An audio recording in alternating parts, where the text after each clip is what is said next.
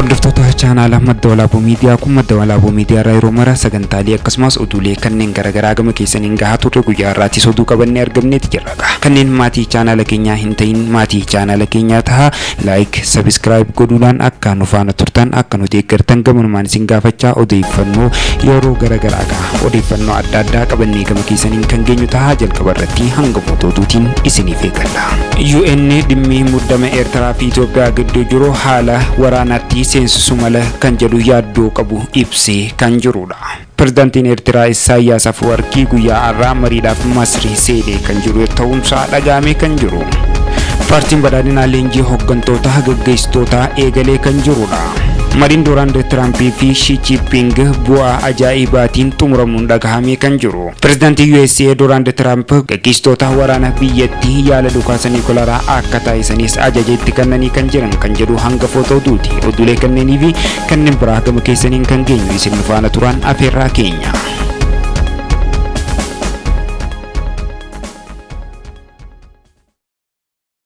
Itoophiyaa fi Eertiraa gidduutti yeroo kamuu caalaa muddamni cimaan uumamee kan jiru. Biyyoota lamaan bara 2018 hariiroo tolfatanii michummaa isaanii jabeeffatanii akka turan kan yaadatamudha. Yeroo waraanaa kaaba Itoophiyaa Eertiraan mootummaa federaalaa bira dhaabbachuudhaan yeroo Tigraay lolaa turtes kan yaadatamudha. Ta'us garuu waliigalteen pirooteriyaalii akkasumas Itoophiyaan gaafii ulaa galaanaa dhiyeessitee muddamni kun kan uumame ta'uudhaas eeramaa kan jiru. Adeemsi karaa wal hirmaachisuu fi waldhabdeewwan kun yeroo san keessatti kan uumame ta'uudhaas ni eerama. Itoophiyaan ulaa galaana ishee baasu karaa nagaan argachuudhaaf dhiibbaa ni uumti. Dhiibbaa sanas itti fufti jechuudhaanis muummee ministeeraa dubbatee kan jiru. Eertiraan immoo gaafii kana gammachuu akka hin qabne ta'uu eeranii kan jiran. Ulaan galaanaa keenya malee kan Itoophiyaati miti jechaa kan jirtu. Ministeerri muummee Dr. Abiy Ahmad paarlaamaatti dhiyaachuudhaan Eertiraa akeekkachiisuun isaatis ni yaadatama. Bulchaan Itoophiyaa dhimma ulaa galaanaa fi Eertiraa wajjin wal qabatee paarlaamaa irratti dhiyaachuudhaan ibsa kanneen dhiheessanii kan jiranidha. Humni qabnu amansiisaa eenyummaa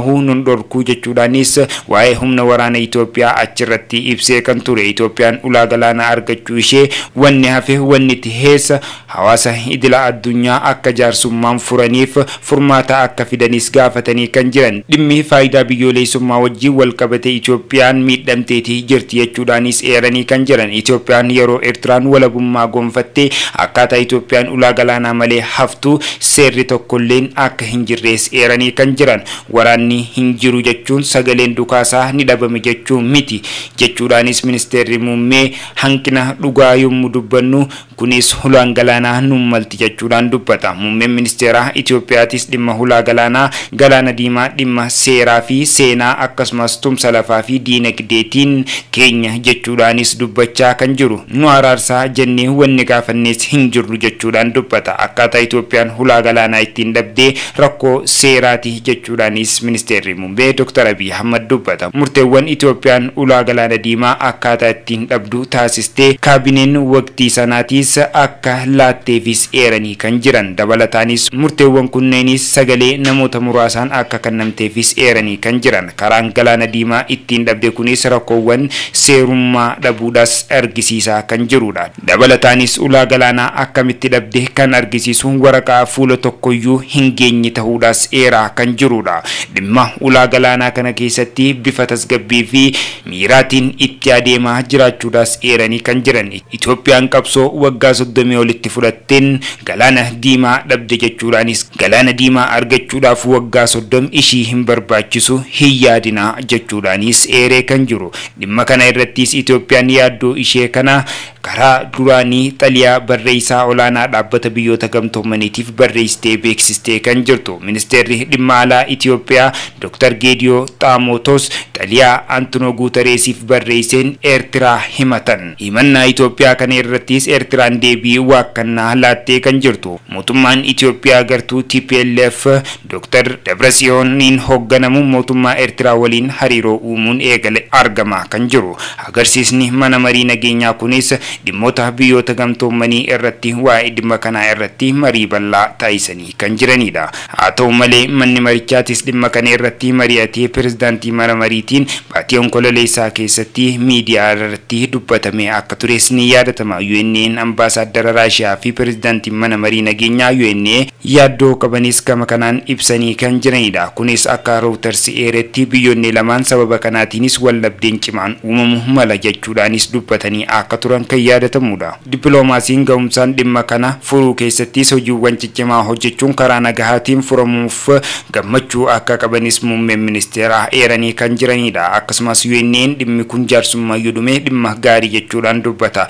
Yeroo gargaarsa fadhanitti jaarsummaan akkamitti fudhachuun danda'ama kan jedhus eeranii kan jiran. Dippiloomaatiin kunis biyyoonni lamaan osoo wal hin rakkisin furmaata gaarii fiduu ni danda'an jechuudhaan dubbata. Haa ta'u malee ammatti kun akka hin taasifamnes dhiibbaan godhamaa jiraachuu miseensi mana marii nageenyaa giddu seentummaa isaa gaafachaa jiraachuun dhaga'amee kan jiru. Itoophiyaan waggaa dura muddama biyyoota lamaanii gidduu dhalateen booda yeroo duraaf biyyoota lixaa fi akkasumas dhaabbilee jaarsummaa giddu seentummaadhaan furmaata akka fidanis gaafatee kan jiru. Ministeerri muummee Dr. Abiy Ahmad waamichaa kan dhiyeessan deebii ammatti akka kannaniif ta'uudhaas ifatti beeksisee kan jiru. Xiinxaltoonni naannichaa hordofuudhaan biyyoota lamaan gidduutti lolli cimaan uumamuu mala kan jedhus yaaddoon jiraachus eeranii kan jiranidha.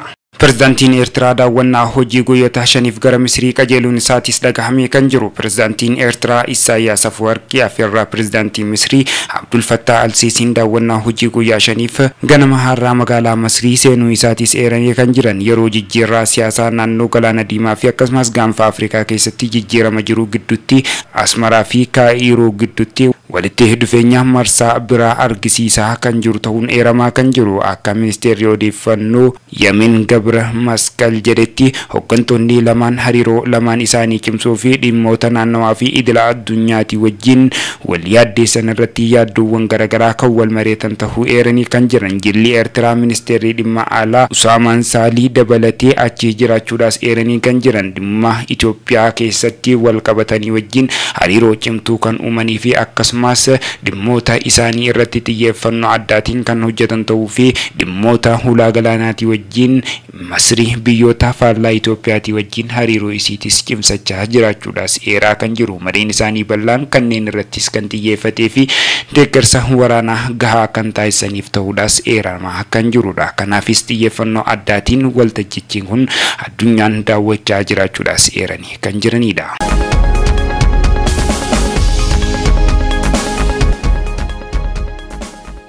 Paartiin badhaadhinaa leenjii hooggantoota gaggeessitoota olaanoo eegalee kan jiru. Paartiin badhaadhinaa leenjii waggoottan kana keessaa bara 2018 hooggantoota olaanoo gaggeessuu eegalee kan jiru. Leenjichi mata duree ilaalcha mootummaa ida'amuu milkaa'ina dameelee jechuun guyyaa 10f kan kennu ta'uudhaas ifoomsee kan jiru. Leenjiin kunis dhimmoota garaagaraa irratti beekumsa ogummaa fi dandeettii hooggantoota ijaaruun danda'amu irratti kan dhiyeessan ta'us eeramee kan jiru.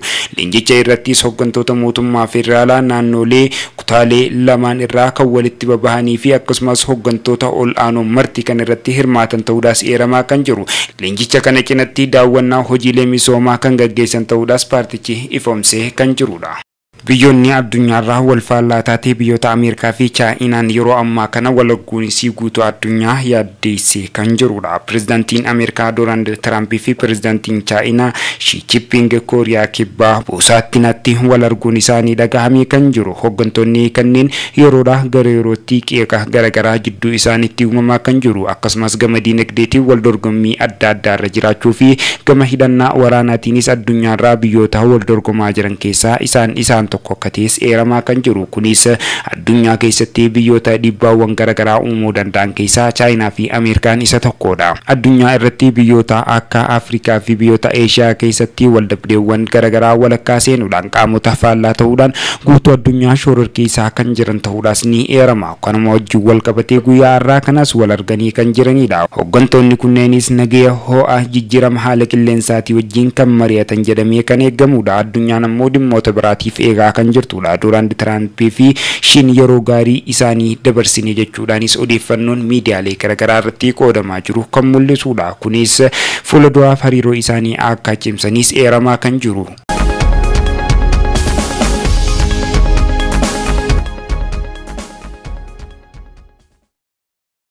Trump waliigaltee dhukaasaa Nikolaaraa waggaa 30 booda akka eegalu ajajee kan jirudha. Pirezidaantiin USA Donald Trump gaggeessitoota waraanaa biyyattii yaala dhukaasaa Nikolaaraa akka taasisanis ajajee kan jiru. Trump yaala dhukaasaa Nikolaaraa kan gaggeessan ajajuu isaanii biyyoota Chaayinaa fi Raashiyaa waliin wal simsiisuudhaaf jedhee akka jirus eeree kan jiru. Waggoottan 30 oliif jalqaba yaala dhukaasaa Nikolaaraa kan gaggeessu isiitis eeree kan jiru. Biyyoonni biroo sagantaalee yaala dhukaasaa Nikolaaraa gaggeessaa kan jiran haala wal qabatuun meeshaalee Nikolaaraa keenya akka yaalii dhukaasaa gaggeessaniif dipaartimentiin waraanaa ajajee akka jiru Trump fuula miidiyaa hawaasa isaanii irratti gabaasee kan jirudha. Trump kana kan barreesse pirezidaantiin Chaayinaa Xi Jinping Kooriyaa Kibbaa osoo wal hin argin dura akka ta'es eeree kan jiru. US biyya kamuu caalaa boombiiwwan Nikolaaraa hedduu qabaachuun dubbachuudhaan Raashiyaa fi Chaayinaa wal duraa duubaan itti kanaanan ta'uudhaas ibsanii kan jiran. Bara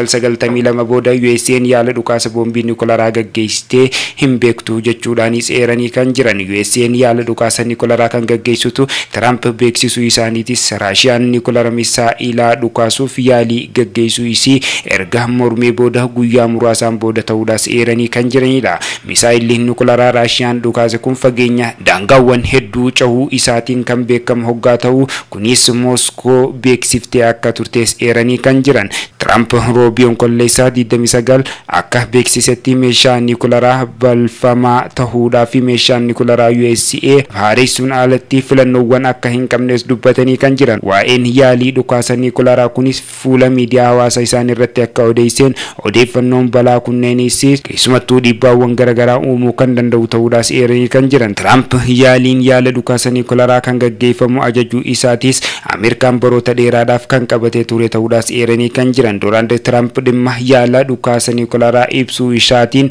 pirezidaantiin Chaayinaa Xi Jinping waliin Kooriyaa Kibbaatti qaamaan wal arguudhaan marii taasisanii kan jiranidha. USA'n yeroo dhumaaf yaala dhukaasa boombii Nikolaaraa kan gaggeessitu fulbana 23 bara 1992 hoggaa ta'u bulchiinsa Naavaadaa keessatti ulaa lafa jalaatti yaala kana kan gaggeesse ta'uudhaas eeranii kan jiranidha. Oduuleen guyyaa kanaaf walitti qabannee kanaan gammaa isin dhageessaa turedha. Oduudhaan kan safaan ture ana Aaniso Ahmadii. Chaanaala keenya subscribe like godhuudhaan akkasumas sagantaalee keenyaa fi odeeffannoolee keenya kanneen garaagaraa akka hordoftan gamanumaan isin